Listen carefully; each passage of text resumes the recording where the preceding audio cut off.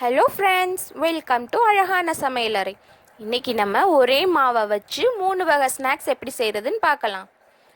Butter முறுக்கு, ribbon pakoda, தட்டை 3 எப்படி செய்கிறதுன்னு பார்க்கலாம்.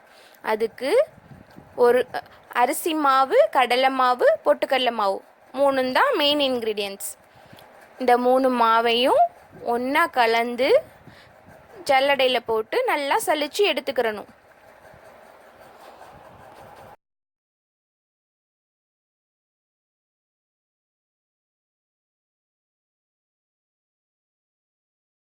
கப் அரிசி மாவு, அரை கப் கடலை மாவு, அரை கப் பொட்டுக்கடலை மாவு, இது 3 ஒன்றா சலிச்சு எடுத்துக்கிடுவோம்.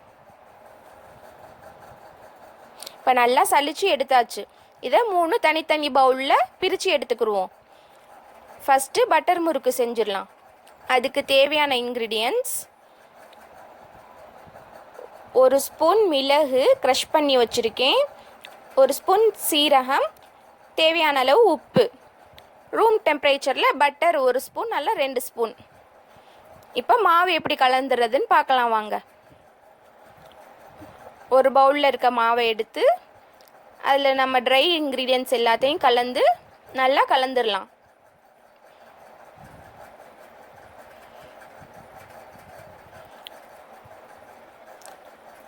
அதுக்கப்புறம் பட்டர் நல்லா ஒரு கலந்து நல்லா மிக்ஸ் பண்ணிக்கிறணும்.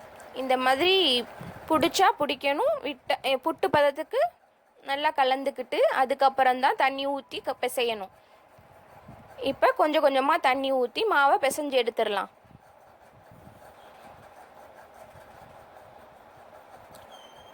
தண்ணி கொஞ்சம் கொஞ்சமாக தான் ஊற்றி பிசையணும் ஃப்ரெண்ட்ஸ். இப்போ மாவு நல்லா பிசைஞ்சாச்சு.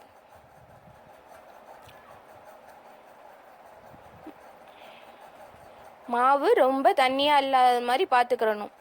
அதே சமயம் ரொம்ப கெட்டியாக இருந்தாலும் புளியறதுக்கு கஷ்டமாக இருக்கும். அதனால் நார்மலான பதத்துக்கு பிசைஞ்சு எடுத்துக்கிடுவோம். இப்போ ரிப்பன் முறுக்கு புழிஞ்சுக்கிறலாம் வாங்க. அடுப்பில் எண்ணெயை வச்சு பட்டர் முறுக்கு புழிஞ்சு எடுத்துடலாம்.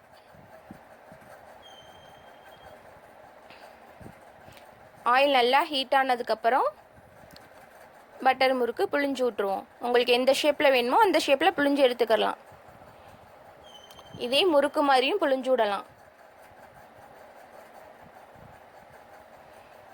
இப்போ பட்டர் முறுக்கு ரெடி ஆயிடுச்சு.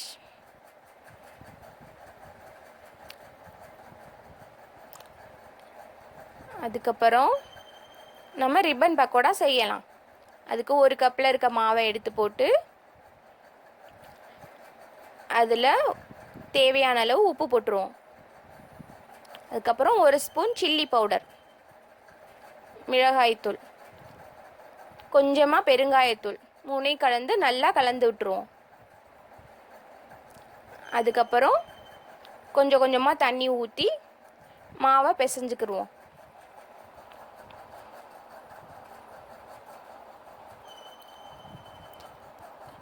ஹீட் பண்ண ஆயில் எடுத்து கொஞ்சம் இந்த ஸ்டேஜில் சேர்த்துக்கிடலாம். அப்போ தான் ரிப்பன் பக்கோடா மொறு மொறுன்னு நல்லா கிறிஸ்பியாக வரும்.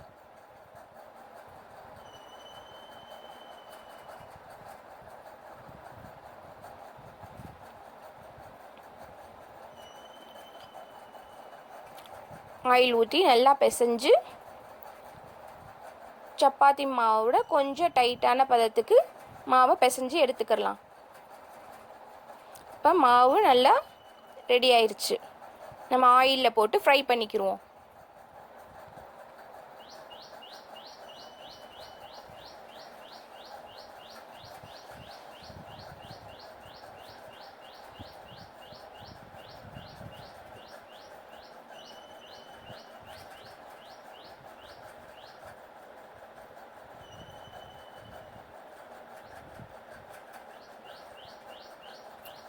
ஃப்ளேமை மீடியம் ஃப்ளேமில் வச்சுக்குவோம்.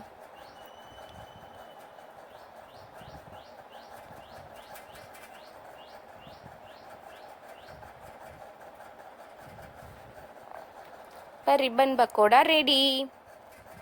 அடுத்து தட்டை 1 ஸ்பூன் சில்லி பவுடர், நம்ம கலந்து வச்சுருந்த மாவு, 1 ஸ்பூன் சில்லி பவுடர், 1/4 டீஸ்பூன் இல்லை 1/2 டீஸ்பூன் கருப்பு எள்ளு, கருவேப்பிலை கொஞ்சம் பொடியாக நறுக்கி வச்சுருக்கேன், ஒரு ஸ்பூன் வெண்ணெய், ஒரு 2 ஸ்பூன் கடலைப்பருப்பை அரை மணி நேரத்துக்கு முன்னாடியே ஊற வச்சுருக்கேன்.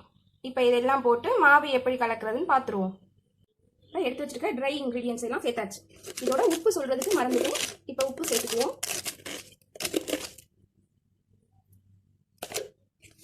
எல்லாத்தையும் நல்லா மிக்ஸ் பண்ணிட்டு இதோட 1 ஸ்பூன் பட்டர் சேர்த்துருவோம். பட்டர் எல்லாத்தையும் சேர்த்து நல்லா கலந்துருவோம்.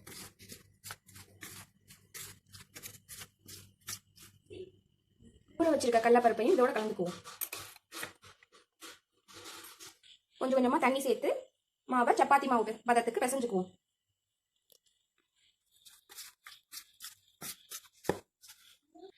ரொம்பவே சூப்பராக நம்மளோட மாவு ரெடி ஆயிடுச்சு.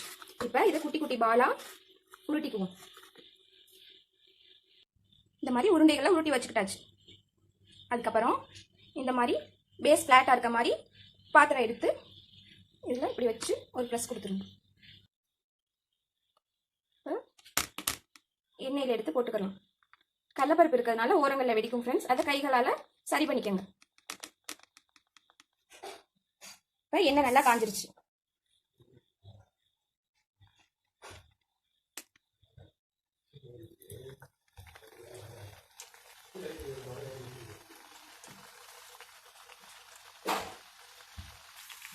இப்போ ஒரு பக்கம் வெந்துருச்சு. திருப்பி விட்டுருங்க.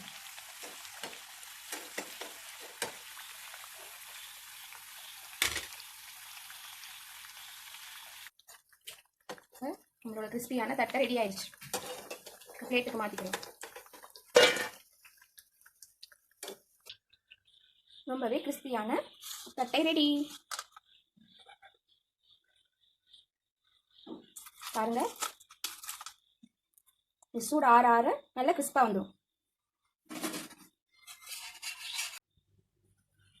ரொம்பவே சூப்பரான 3 டிஷ் ஒரே மாவில் ரெடி ஆயிடுச்சு. இதே மாதிரி நீங்களும் செஞ்சு பார்த்து டேஸ்ட் எப்படி இருந்துச்சுன்னு கமெண்ட்ஸில் சொல்லுங்கள். இந்த வீடியோ உங்களுக்கு பிடிச்சிருந்தா லைக் பண்ணுங்கள், ஷேர் பண்ணுங்கள், மறக்காமல் சப்ஸ்கிரைப் பண்ணுங்கள். தேங்க்யூ.